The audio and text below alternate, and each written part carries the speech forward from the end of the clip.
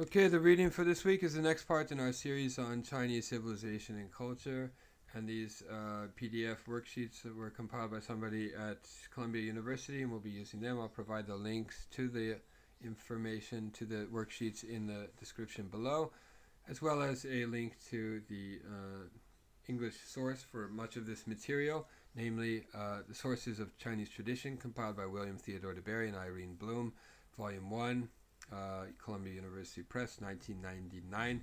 You can purchase that book and read all of the essays and works that are, and sutras and so forth that are included in that very important work of scholarship. All right.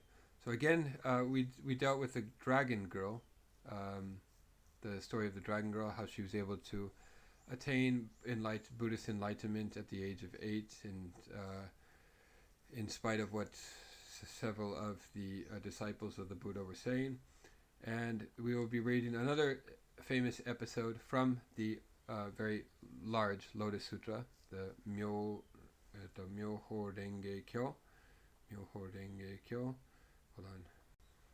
Yeah, the Lotus Sutra, more commonly known as the Hokke Kyo in Japanese, but the longer name is the Myoho Renge Kyo. I'll put the name below. In the description, the Chinese pronunciation of those characters is妙法蓮華經. Okay, so known as the Lotus Sutra. And the Lotus Sutra, the most famous translation into English is by Burton Watson. You can purchase that and read the whole thing on your own. But here we'll be reading just this episode. The Buddha preaches the one great vehicle. Okay, so the Lotus Sutra, Myoho Renge Kyo, or the Hokke Kyo, as it's known in Japanese, Hokke Kyo, is a Buddhist scripture composed well after the death of the historical Buddha, Siddhartha Gautama, right, who died somewhere around 483 BC, and written down in Sanskrit even later. Okay, and remember, Buddhism came to China around 100 AD. The scripture was translated into Chinese language at least 5 different times between 225 and 601.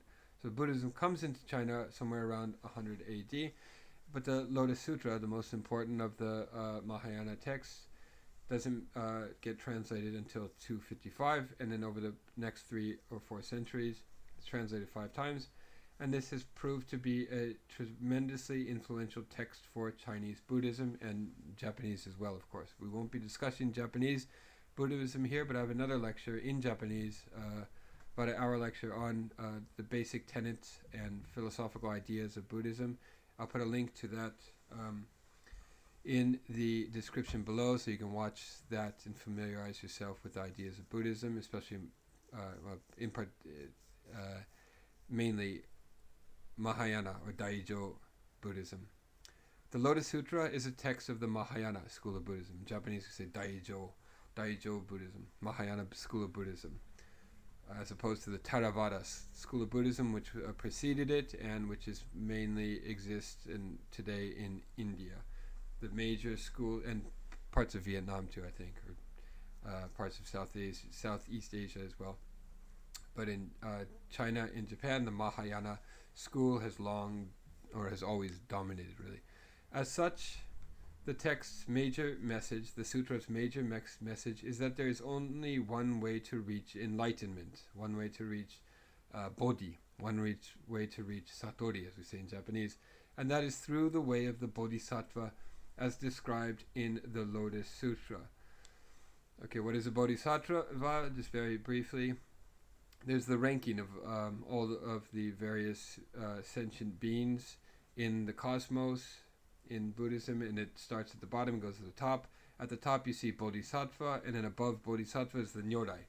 And the difference between the Bodhisattva and the Nyorai is that the Bodhisattva is able to achieve perfect enlightenment and go to that other world altogether, but because of its great sense of compassion that it has for all suffering beings, refuses to go to the top level and remains in that kind of intermediary state in order to help those who are suffering.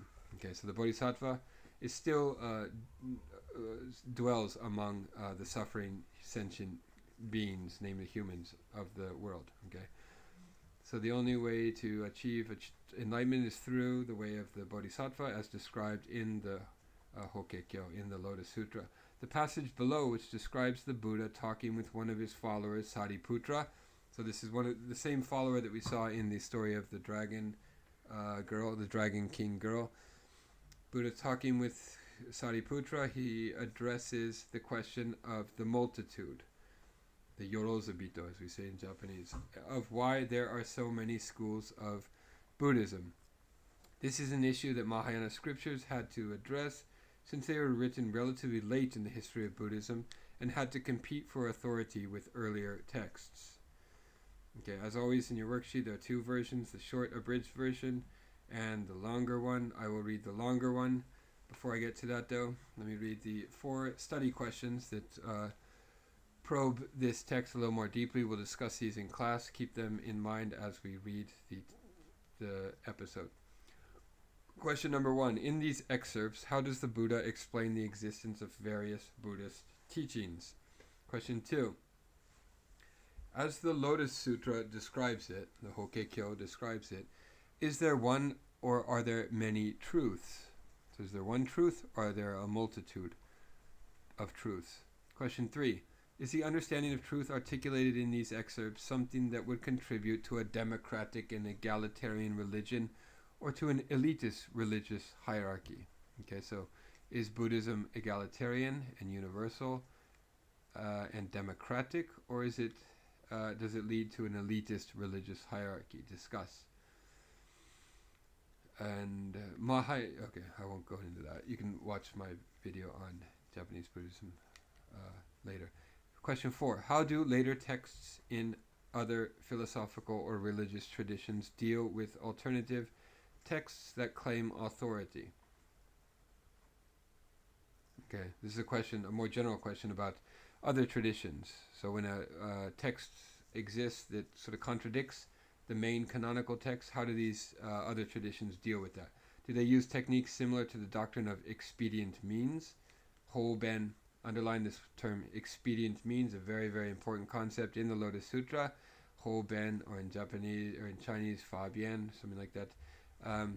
Or do different philosophical or religious traditions use other strategies to establish the ultimate authority of a particular text or teaching?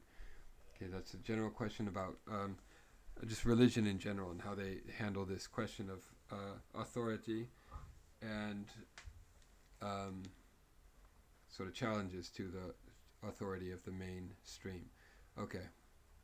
Selections from the Lotus Sutra. The Buddha preaches the one great vehicle. The one great vehicle is the Mahayana, the Daijo, as we say in Japanese, as opposed to the Shoujo, or the small vehicle.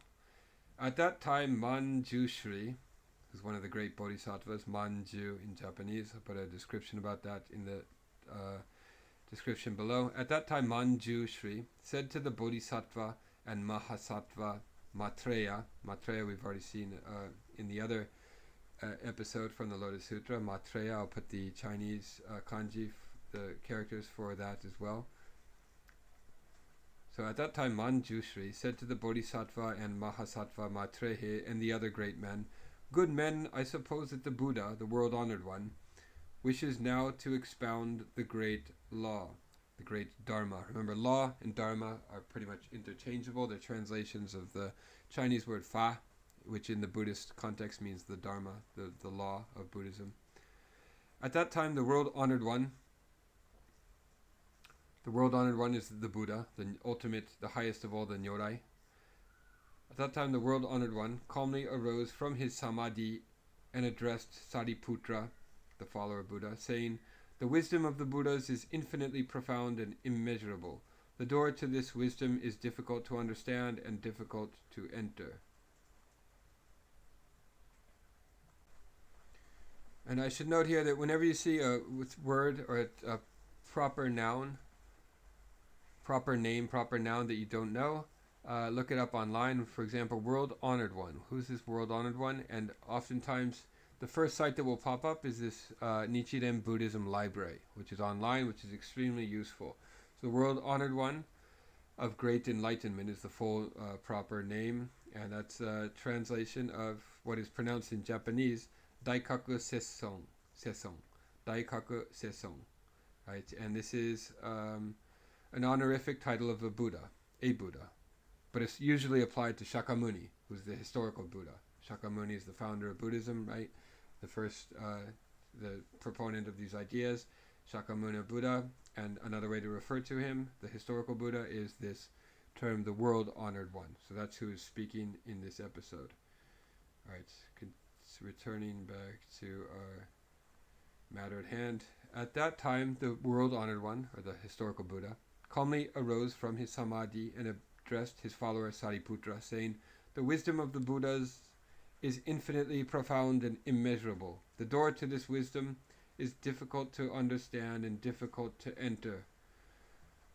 Sariputra, ever since I attained Buddhahood, I have, through various causes and various similes, widely expounded my teachings, and have used countless expedient means." So underline similes. I think similes here is kind of tatoebanashi, an allegory. He has used various allegories and parables and similes and metaphors, as well as countless expedient means. Underline this, hoben in Japanese. He has used countless expedient means to guide living beings and cause them to renounce their attachments. Because humans think in metaphor, they think in parables, they think in expedient means. Therefore, you can't convey the truth to them directly because it won't make any sense. So you have to convey it through expedient means and metaphors. You see this in the New Testament too, with Jesus talking to his disciples. They only understand metaphors and parables and so forth. And even those they don't really understand, but that's another story. Why is this? So why do I have to expound my teachings using these expedient means and so forth? Because the thus come one, underline thus come one, this is the translation. I don't know who the first person translator to use this, to come up with this term was, perhaps Burton Watson, maybe not though, but thus come one is a nyorai. So look up nyorai, thus come one, and it's the one the being who has achieved ultimate enlightenment and is one step above the Bodhisattva. Because the thus come one is fully possessed of both expedient means and the perfection of wisdom. Sariputra, to sum it up, the Buddha continues, the Buddha has fully realized the law, the Dharma, that is limitless, boundless, never attained before. Sariputra, the Buddhas preach the law in accordance with what is appropriate. And the appropriate in Chinese is the kanji yi, right? Bengijo no gi in Japanese, yi in Chinese. The Buddhists preach the law in accordance with what is appropriate, but the meaning is difficult to understand. Why is this? Because we employ countless expedient means, hoben, discussing causes and conditions and using words of simile and parable to expound the teachings. This law is not something that can be understood through pondering or analysis. Only those who are Buddhas can understand it. Sariputra, I know that living beings have various desires, attachments that are deeply implanted in their minds. Taking cognizance of this basic nature of theirs, I will therefore use various causes and conditions, words of simile and parable, and the power of expedient means, hoben, and expound the Dharma or the law, the fa, the whole, for them. Sariputra, I do this so that all of them may attain the one Buddha vehicle and wisdom embracing all species. Okay, so this idea very central to Mahayana or Daizhou, great vehicle, Buddhism, namely that all sentient beings are capable of attaining enlightenment, not just the arhats or the sort of scholarly sages. Sariputra, if any of my disciples should claim to be an arhat or a pratyeka Buddha, so arhat is a key term. In Japanese, I think the word is nakang. Look up arhat and it should come up on the Nichiren Buddha site, dictionary site.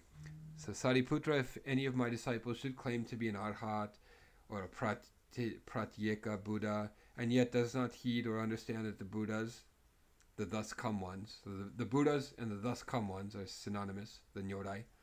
Nyorai is the thus come one. The Buddhas, the thus come ones, simply teach and convert the Bodhisattvas. Then he is no disciple of mine. He is no arhat or pratyeka Buddha. Let me read that paragraph once more because it's important. Sariputra, if any of my disciples should claim to be an arhat or a pratyeka Buddha and yet does not heed or understand that the Buddhas, the thus come ones, simply teach and convert the Bodhisattvas, then he is no disciple of mine. He is no Arhat or pratyeka Buddha.